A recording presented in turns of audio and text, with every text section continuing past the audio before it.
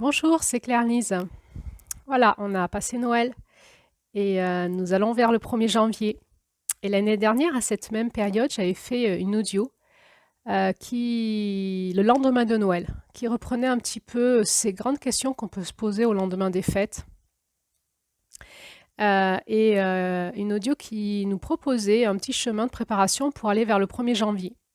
Alors, je vais la remettre là en bonus. Vous verrez, c'est une grande synthèse de tout ce qu'on a vu jusqu'à aujourd'hui. Mais ça fait du bien des fois de réécouter les synthèses parce que ça nous permet d'intégrer encore plus les choses en nous-mêmes. Et puis, je vais vous faire encore 2 audios en lien avec ce mois de décembre. Une sur... je vais revenir un petit peu en synthèse sur la porte de l'éternité que nous propose le mois de décembre. Et je finirai par cette audio pour moi qui est importante, qui est l'audio sur le couple en lien avec les énergies de décembre. Et ensuite, il y aura une audio de transition vers l'année prochaine. Donc 3 audios encore qui nous attendent sur cette chaîne avant la fin de l'année. Alors je vous dis à bientôt pour la suite et bonne écoute pour cet audio. Bonjour à tous et à toutes, nous sommes le 26 décembre. Nous sommes donc le lendemain de Noël. Comment ça a été Noël pour vous? Comment vous sentez-vous aujourd'hui au lendemain de Noël? C'est de ça dont nous allons parler dans cet enregistrement. Hier, il y a eu trois enregistrements qui nous ont fait avancer pas après pas dans certains thèmes en lien avec Noël. Le thème des symboles, de comment rentrer dans le langage de Noël pour le comprendre avec notre cœur. Le thème des symboles chrétiens. Qui parle à tous et à toutes, même les personnes qui ne sont pas chrétiennes, évidemment, puisque c'est symbolique, ça peut parler à tout le monde. C'est un message spirituel qui essaye de se propager dans l'humanité, au-delà de la religion. Et puis, nous avons vu aussi pourquoi finalement cette journée de Noël, avec ses paradoxes, était difficile finalement à tenir dans notre réalité, puisqu'elle nous confronte à des espaces de limites qui ne peuvent pas accueillir cette paix, cette joie, cette douceur, cette allégresse que propose ce passage de Noël. Aujourd'hui, alors si vous n'avez pas entendu ces enregistrements, je vous invite vivement à les écouter d'abord avant d'écouter cette 4e enregistrement. Pourquoi? Parce que nous allons aller un peu plus loin dans la compréhension, dans les profondeurs de ce passage qui est Noël. Noël, c'est une porte initiatique qui se propose à nous chaque année. C'est une porte multidimensionnelle, elle est à la fois personnelle, familiale. Elle est à la fois en lien avec l'humanité et en lien avec le cosmos, c'est-à-dire l'évolution de la Terre dans son plan divin dans le cosmos. Alors, c'est normal qu'elle soit difficile à passer, elle soit difficile à intégrer et que chaque année, nous soyons confrontés à des zones d'espace qui râpent un petit peu et des fois beaucoup pour pouvoir évoluer dans cette porte. Alors, je me présente, je suis Claire-Lise Lahutte, je suis psychothérapeute, mais aussi guérisseuse christique, et je fais aussi de l'enseignement chamanique.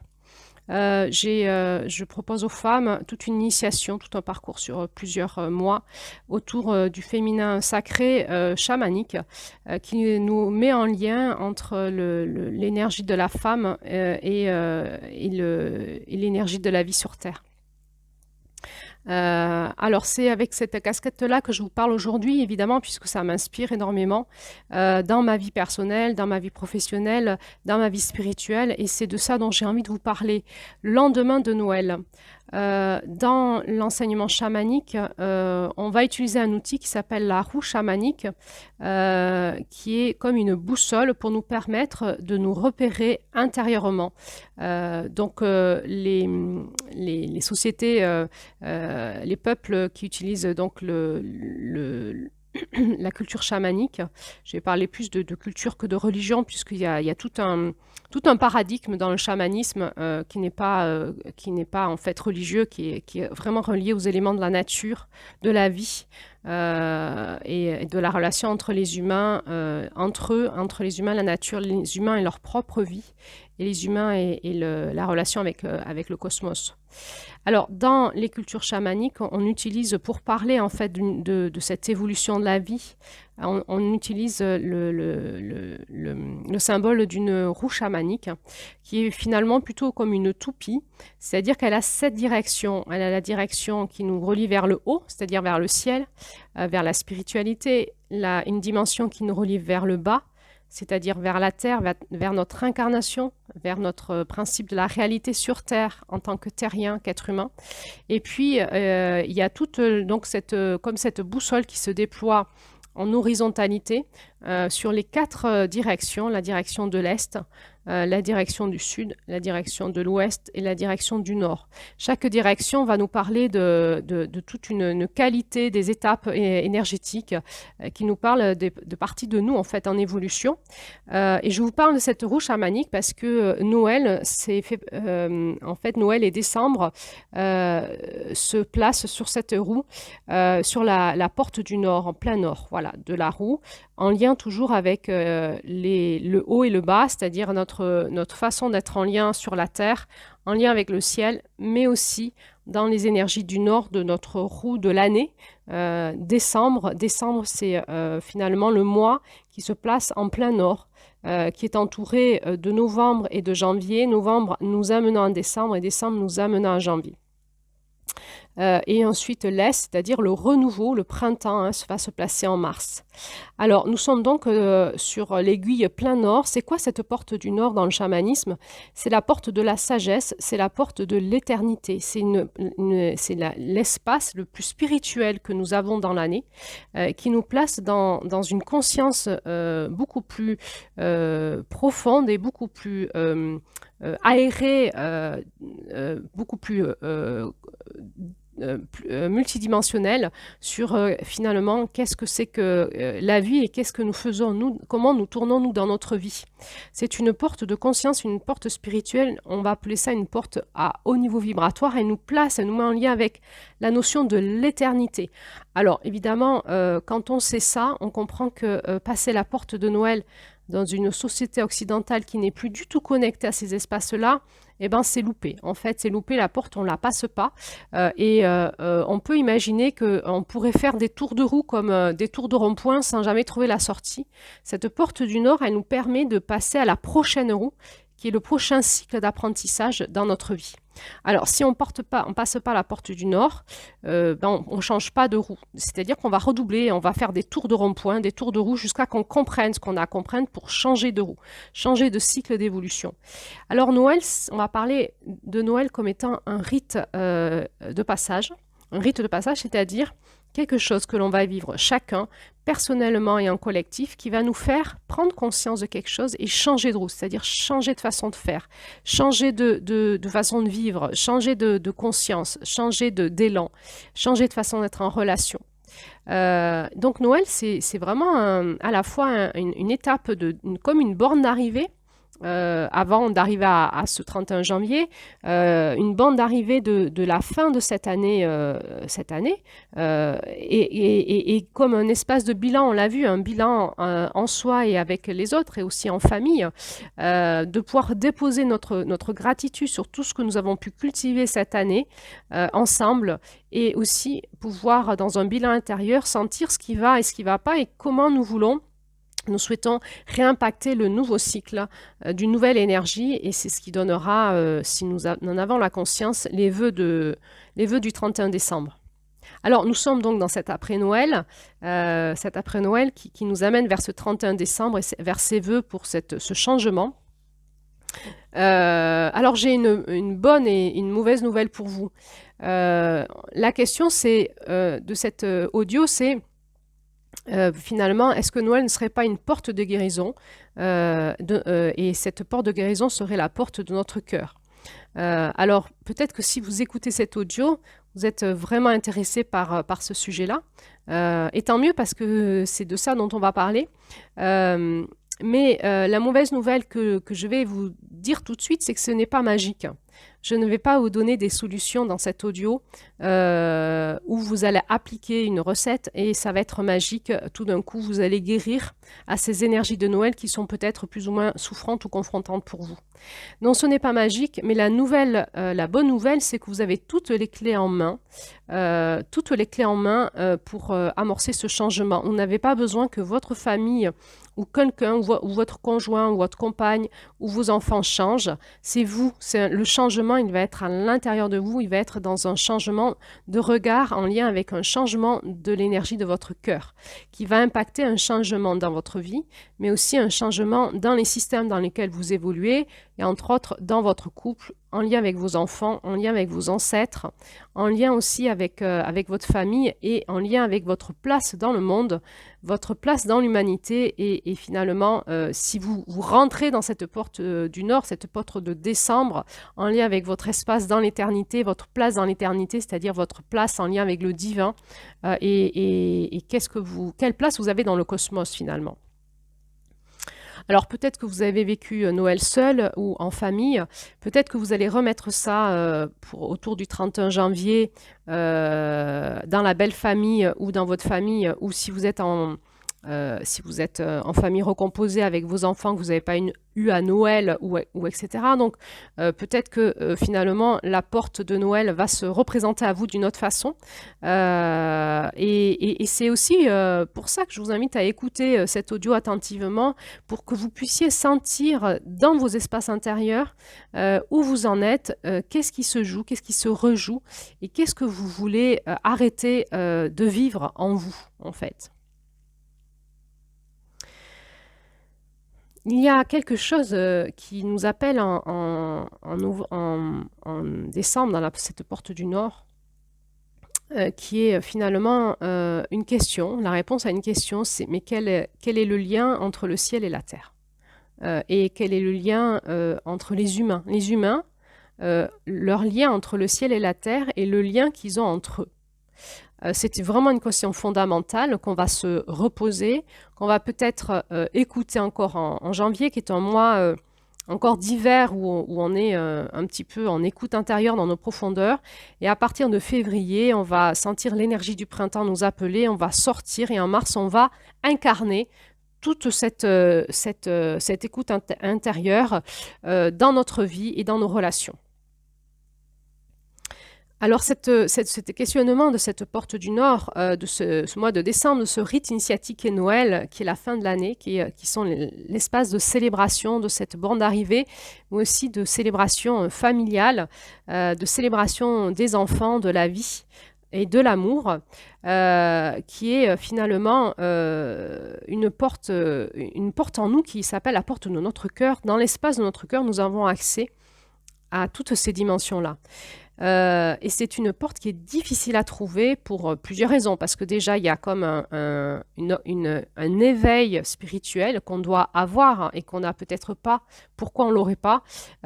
Pour plusieurs raisons, dont nos blessures, nos blessures affectives qui ferment la porte de notre cœur, nos blessures spirituelles, nos blessures de séparation, on se sent séparé des autres, séparé du divin, séparé de nos proches, séparé de l'amour, séparé de la vie peut-être. Et donc pour pouvoir avoir accès à cette porte, il va falloir qu'on ralentisse, c'est-à-dire qu'on aille un petit peu écouter qu'est-ce qui se dit au fond de nous, au sein même de nos blessures.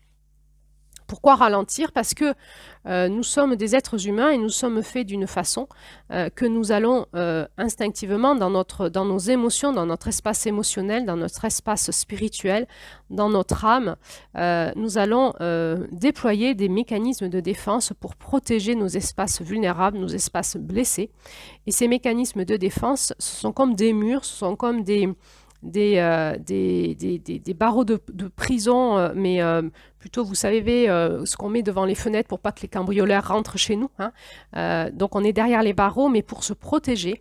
Et il faut pas y aller, il faut pas y toucher. Et donc, toute personne qui taperait à la porte de notre cœur serait rejetée, reflouée, parce que c'est un espace qui est souvent souffrant et qu'on a besoin de protéger.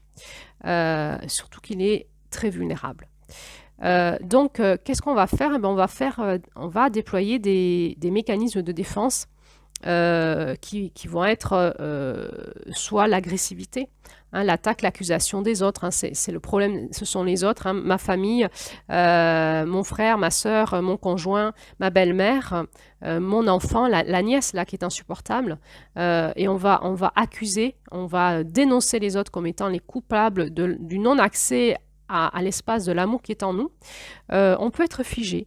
C'est-à-dire vivre les choses en se sentant tout à fait impuissant, faisant du mieux qu'on peut, mais sans avoir la sensation et l'impression que nous avons un pouvoir d'action sur ce qui se passe. Ou alors nous allons utiliser la fuite. Et nous avons plusieurs façons de fuir, dont celle de ne pas rentrer dans cet espace de conscience spirituelle. Alors, les mécanismes de défense sont là pour nous protéger. Donc, ils ne sont pas condamnés, ils ne sont pas à juger, ils ne sont pas ni bien ni mal. Ils sont, dans un premier temps, là, en termes d'efficacité, ils sont efficaces, donc ils nous permettent de rester en vie et de protéger notre vulnérable comme à l'intérieur de nous, ça se mijote.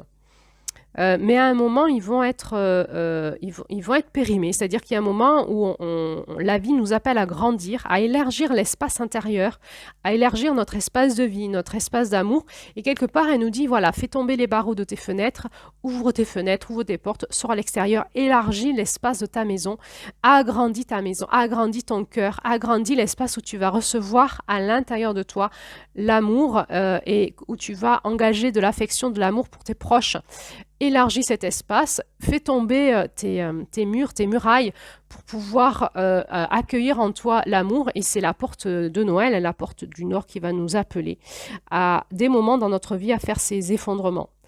À ces moments-là, c'est assez challengeant parce que nous sentons que nous avons une évolution à faire, c'est-à-dire à faire une trêve avec notre ego, à lâcher tous les mécanismes aussi de pensée, de comportement qui se répètent indéfiniment pour protéger nos blessures, notre façon de rentrer en lien, nos comportements avec les autres, que nous avons besoin de changer pour pouvoir écouter au fond de nous et peut-être amorcer une nouvelle façon d'être en relation, une nouvelle façon d'aimer. Et évidemment, il va y avoir à un moment un espace de lâcher prise et de pardon qui va s'inviter. Et c'est tout le challenge de Noël.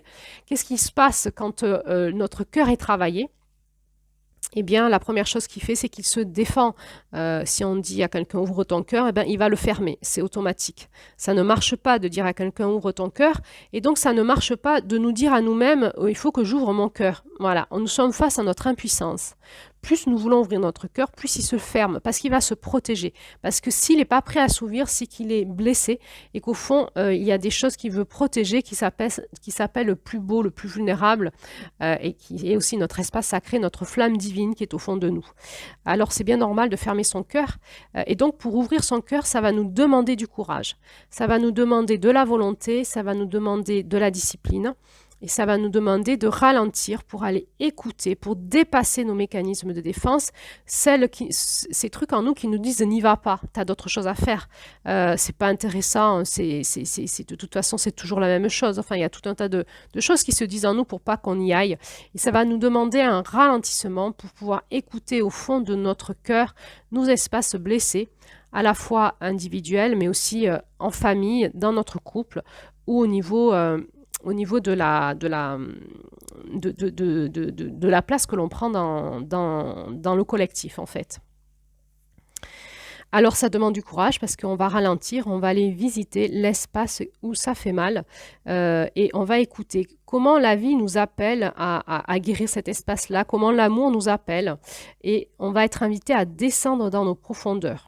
Alors, c'est vraiment tout ce symbole de Noël, c'est de vraiment amener, ralentir, rentrer chez soi devant sa cheminée, se mettre au chaud, arrêter de s'agiter à l'extérieur et écouter, redescendre dans nos profondeurs, dans nos noirceurs, dans ces espaces où on a on a éteint la lumière, on ne veut pas aller les voir, hein, on ne veut pas voir que ça existe en nous. On ne veut pas les activer par la vision. Hein. On peut imaginer que si j'avais une maison en bazar, je pourrais mettre le bazar dans une pièce et recevoir mes invités dans un espace bien rangé, bien propre. Et j'aurais fermé à double tour cette pièce avec évidemment l'interrupteur éteint. Et je ne voudrais que personne rentre dans cette pièce parce que c'est pas beau à voir. C'est sale, il y a du bazar, c'est jamais l'énergie de vie n'y vient jamais, il y a jamais de changement, ça ne bouge pas, c'est enquisté, il y a des toiles d'araignée partout, les meubles ne bougent pas, les cartons ne sont jamais ouverts, on ne met rien à la poubelle, tout est là et on ne veut pas y toucher, on ne veut pas aller le visiter, c'est trop pas beau. Et donc on a une pièce dédiée à ça où on ne veut que personne ne rentre, ni même nous on n'a pas envie d'y rentrer. Et alors un jour, si quelqu'un frappe à la porte, si on dit « Est-ce que je peux aller voir cette pièce ?» On panique. On dit « Non, non, non, non, non, non, non, viens plutôt. Là, regarde ici, c'est plus beau.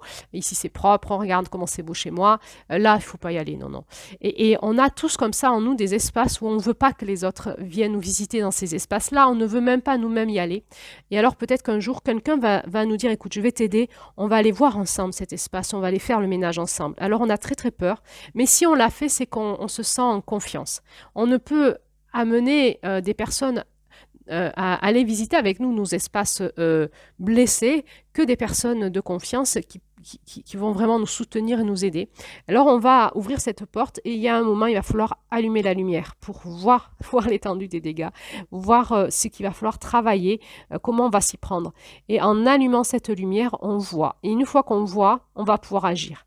Et c'est ça finalement, la lumière de Noël, la lumière christique qui tape à notre porte pour nous dire viens, voilà, viens, on va regarder ensemble les espaces en toi qui sont tout pas beaux, tout enquistés, tout nécrosés, tout purulents. Et on va aller le voir ensemble pour aller le soigner, le traiter et le transformer. Alors c'est l'appel de l'énergie christique, c'est ce symbole de Noël, c'est l'appel finalement de ce bilan de fin d'année où on peut après Noël aller faire un bilan tout seul dans son coin avec cette conscience christique, de descendre dans nos profondeurs et d'aller voir en nous qu'est-ce qui est à changer en nous, dans notre cœur, pour pouvoir refaire circuler en nous la vie, l'amour et alléger notre comportement, notre façon d'être en lien avec nos proches et aussi avec nos familles. Alors on comprend bien que pour pouvoir faire ça, il faut avoir du temps calme et avoir ce temps de méditation intérieure, ce temps d'introspection. Et l'évitement et la fuite que notre société nous propose, c'est justement l'inverse. C'est souvent que dans ces énergies de fin d'année, nous sommes à fond. Nous sommes à fond pourquoi? Mais parce que justement, nous avons des injonctions de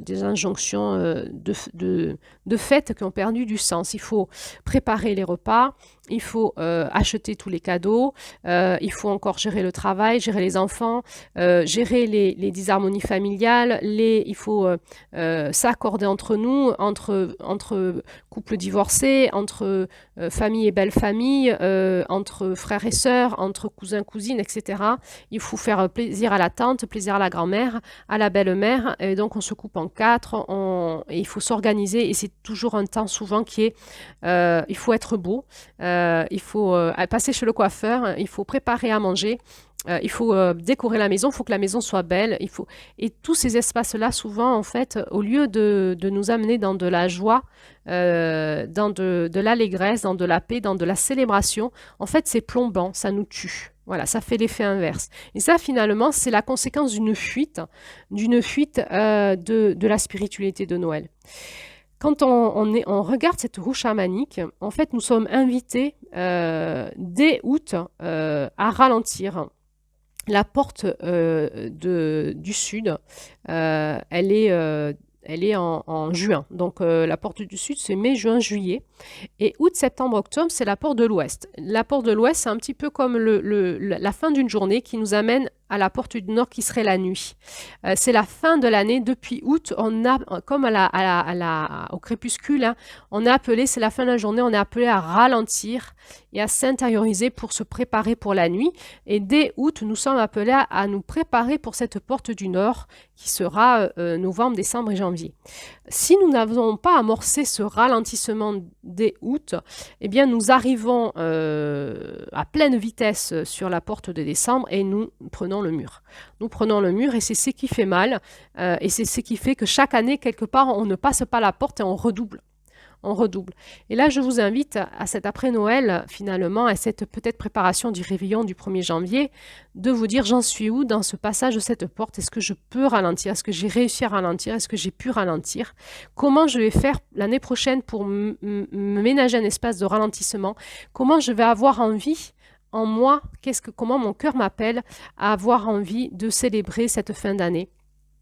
Parce que c'est un espace de célébration, c'est un espace de bénédiction, c'est un espace de remerciement, c'est un espace qui ouvre le cœur, qui amène à la joie, à la gratitude, qui amène dans la vie, dans l'amour. Comment je vais m'y préparer pour pouvoir me ralentir, pour pouvoir sentir ce que mon cœur appelle, de quoi j'ai besoin, comment je vais me positionner, qu'est-ce que je vais faire, comment je vais impacter, proposer au groupe familial, proposer à mon couple, proposer à mes enfants ou proposer à moi toute seule, comment je vais me proposer un passage de fin d'année qui va être un espace de descente dans mes profondeurs pour y amener cette lumière, continuer à nettoyer mon cœur, continuer à nettoyer ma conscience, continuer à faire de la place pour amener l'énergie de vie et d'amour dans cet espace-là pour que l'année prochaine, je puisse impacter, porter les fruits de mon arbre de vie et impacter mon environnement et ma vie personnelle avec un cœur beaucoup plus élargi, beaucoup plus guéri. Et donc impacter une nouvelle action. Il y aura toute une année pour pouvoir y arriver et jusqu'à août. Et ensuite, à août, tout un ralentissement pour pouvoir mettre en place ces énergies de Noël dans notre vie. Alors, bien sûr, j'ai envie de dire antinomique avec notre société où en septembre, là, on accélère, c'est la rentrée des classes, on s'inscrit dans tout un tas d'activités pour nos enfants, nous, etc. Et donc, simplement, hein, on peut constater que la façon dont on vit n'est pas favorable à cette guérison de notre cœur. Et il y a un questionnement qui est finalement posé à chacun de nous, mais aussi dans nos dynamiques familiales, et puis finalement dans notre dynamique sociétale, et puis dans notre façon d'être en tant qu'être humain, tous ensemble sur cette terre, toujours ce même questionnement. Jusqu'à quand on va continuer à vivre de façon à s'auto-tuer, quoi. C'est un suicide général qui amène finalement des blessures relationnelles, des blessures spirituelles. On tue notre âme, on tue notre façon d'être en relation les uns les autres, on tue l'amour, on tue notre dynamique familiale, on tue notre relation entre le ciel et la terre, on tue notre relation à l'amour, au vivant en nous, à la spiritualité, et on est tous en train d'amorcer une dynamique très mortifère. Alors, nous sommes toujours en jeu, nous sommes dans des passages quand même actuellement au niveau de la conscience finalement humaine et même planétaire. Nous pouvons nous poser des questions si nous nous posons 5 minutes. Est-ce que l'on va continuer comme ça et chacun de nous, où est notre propre part d'action, notre petite domaine d'action où nous allons pouvoir changer quelque chose. Et la bonne nouvelle, elle est là, c'est que finalement, plus on rentre dans l'espace de notre cœur, plus nous amorçons des petites actions à notre niveau, plus l'impact va être grand autour de nous. Et ça, c'est aussi la magie de Noël, c'est la foi que nous pouvons avoir en cette fin d'année. La foi en la vie est toujours là, les enfants sont toujours là, le ciel et la terre communiquent toujours à travers les êtres humains. Et si nous nous retournons, nous pouvons voir actuellement que autour de nous, il y a un éveil de conscience qui se fait petit à petit. Et en fait, parce qu'il y a eu quelques personnes qui, à un jour, se sont posées des questions, ont posé des questions en eux-mêmes, ont posé des questions autour d'eux-mêmes, et petit à petit, ça fait boule de neige. Et il y a cette conscience qui s'éveille, comme si on pouvait repartir, la trajectoire de la Terre pouvait repartir dans la bonne direction. Alors c'est assez challengeant finalement, parce qu'il y a une conscience à l'intérieur de moi qu'il faut que je trouve, et c'est un espace blessé qui se défend, donc c'est pas simple. Ça va me demander de la patience, de l'amour, de la compassion pour moi, de l'écoute, et l'énergie christique, vraiment ces symboles sont là pour nous y amener. C'est par les symboles, par l'écoute, par le chant, par la danse, par les cadeaux, par tous ces langages de l'amour, hein. Il y a tout un tas de façons de manifester l'amour à travers nos corps, nos cœurs, nos consciences, nos paroles, que nous allons pouvoir explorer en nous, et gagner en capacité de pouvoir diffuser l'amour en nous et autour de nous. Et c'est petit à petit que nous allons pouvoir commencer à amorcer un mouvement dans notre système familial. Le système familial, il n'est pas de notre sort propre. C'est toute une dynamique dans son entièreté qui est beaucoup plus longue à bouger que notre simple dynamique intérieure à nous, dans notre être individuel. Mais cette dynamique familiale, elle va à un moment s'amorcer. Il faut du temps, il faut de la foi, de l'espérance, il faut de la patience, il faut de la persévérance. Mais à un moment, cette dynamique familiale, elle va s'amorcer. Pourquoi? Parce qu'il y a quelque chose qui est assez étrange dans le langage des cœurs, dans le lien entre les cœurs, c'est que nos cœurs, en fait, sont des espaces électromagnétiques qui vibrent très fort. Et ils impactent notre énergie cellulaire, notre cœur, mais aussi notre ADN. Et il y a quelque chose qui est extraordinaire dans la conscience de la famille, c'est que nous sommes tous reliés à une unité qui est l'unité de notre ADN. Nous avons tous des gènes communs. Et l'expression de ces gènes, c'est à nous de les exprimer avec notre individualité. Donc, dans le système génétique, nous avons à la fois un espace qui ne peut pas bouger, qui est l'espace transmis par nos ancêtres, les gènes l'inné, on appelle ça le côté inné de l'ADN des gènes. Et on a l'acquis. L'acquis, c'est comment nous allons, avec notre propre personnalité, notre propre qualité intérieure, notre propre âme, notre propre esprit, pouvoir réinformer l'expression de ces gènes. Et en faisant ça, il y a toute une dynamique familiale qui bouge parce que par le système génétique, il y a des choses qui se mettent en route. Alors, peut-être que là, ce que je vous raconte, ça paraît complètement aberrant. C'est toute la dynamique de la thérapie transgénérationnelle dont je vous parle. C'est tout un paradigme entier. C'est toute l'intelligence familiale, l'intelligence aussi systémique et collective. C'est toute une conscience, un paradigme dans lequel je vous invite à rentrer si vous avez envie d'aller explorer ces espaces-là. Il y a toute une intelligence, une compréhension des choses.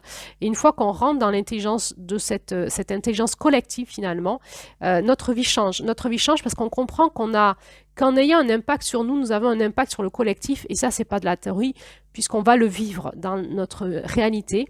Et tout ce questionnement va être en permanence. Quel est le choix que je fais pour moi dans mon individualité, et qu'est-ce que ça va avoir comme conséquence dans le collectif? Et en ayant cette conscience au cœur du cœur, cette conscience dans laquelle nous amène Noël, dans laquelle nous amène la Porte du Nord, c'est-à-dire j'ai à la fois une place, moi, de moi à moi, un choix à faire, une conscience dans mon cœur à trouver, un changement à faire en moi, mais j'ai aussi un impact à avoir dans ma dynamique familiale, dans le collectif, et aussi dans les générations, qui va impacter les générations qui suivent, c'est-à-dire les enfants. Et on peut voir que cette porte de Noël, cette porte de novembre, finalement, elle est à la fois belle et complexe, et on comprend mieux pourquoi elle est confrontante pour tout le monde. Qu'elle n'est pas simple et qu'elle demande finalement un temps de préparation en amont et un temps d'écoute en aval pour pouvoir réamorcer une autre façon de faire, une autre dynamique. Et petit à petit, année après année, il y a un possible vrai changement qui peut s'amorcer au rythme de chacun. Alors, voilà, c'était pour moi le petit challenge que j'avais ce matin, c'était d'arriver à vous faire entrer dans cette dynamique spirituelle de cette porte du Nord, de cette porte spirituelle, de ce rite de passage de Noël en 30 minutes. J'espère que vous avez un peu vibré à ce que je vous ai dit. N'hésitez pas à réécouter cet audio autant de fois que nécessaire pour bien vous imprégner des différents aspects que j'aborde, et faites confiance à la vie. Vous êtes vivant vivant. La vie est en vous et la vie cherche son passage et le passage, il est dans le cœur, l'organe de la vie, et il est dans l'amour puisque la vie est faite d'amour et c'est dans ce passage-là, en passant cette porte de conscience de la vie de l'amour, que vous allez guérir votre cœur, mais aussi guérir votre vie, votre façon d'être en lien avec les autres. Ça n'est pas dépendant de la façon dont les autres sont en lien avec vous. C'est vous qui allez rechoisir votre façon de vivre, votre façon de manifester l'amour, et ça nécessitera peut-être des positionnements, mais chaque positionnement qui est pris dans la conscience de la vie de l'amour est un positionnement qui fait du bien et qui libère. Je vous souhaite donc une bonne fin d'année, une bonne introspection, un bon bilan après Noël, un bon passage dans cette porte du Nord, dans ce mois de décembre, et je vous dis à bientôt pour la suite.